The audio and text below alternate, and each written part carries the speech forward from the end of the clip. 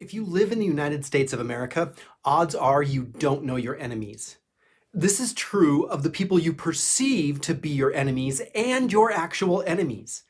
So, how can we take Jesus' words about loving our enemies seriously? Let me expand a bit. Back in the early 2000s, I worked for Lutheran Hour Ministries in St. Louis. I coordinated their young adult ministry efforts while attending seminary.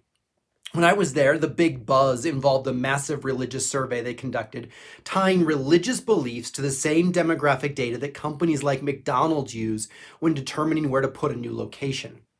The accuracy of the data was terrifying.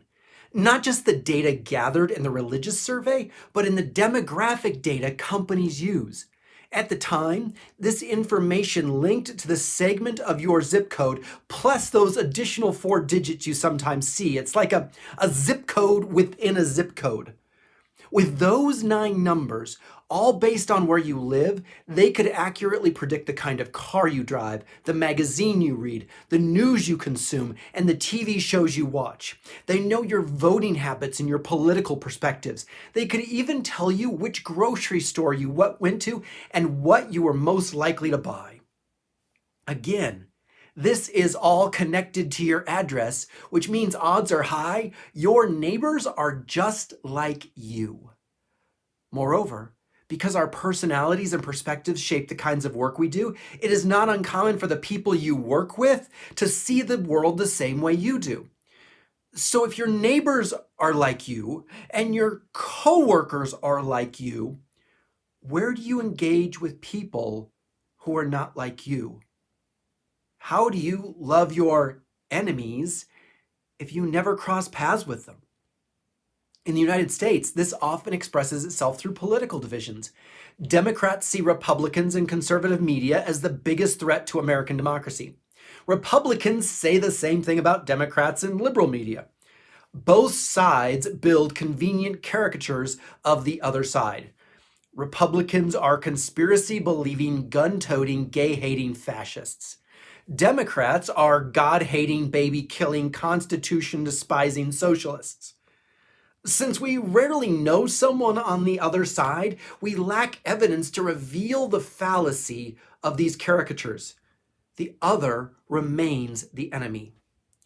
To make matters more complicated, in spaces where we do intersect with people not like us, ignoring disagreement now holds a certain level of cultural virtue. As a prime example of this, in December of 2006, as the U.S. Senate honored then outgoing Vice President Joe Biden, then Senate Majority Leader Mitch McConnell took the opportunity to praise Biden, whose political career seemed completed. As part of his speech, McConnell took tempered jabs at President Obama for wanting to discuss the merit of policy. McConnell objected to the idea of someone telling him that he is wrong. Calling Joe Biden came to mean cordially passing some kind of compromised legislation. They would not debate various perspectives and struggle to come up with the best policy for the American people. Instead, it was about passing something that allowed both sides to claim victory. The head of the United States Senate, a gathering once deemed the greatest deliberative body in the world, celebrated a void of debate.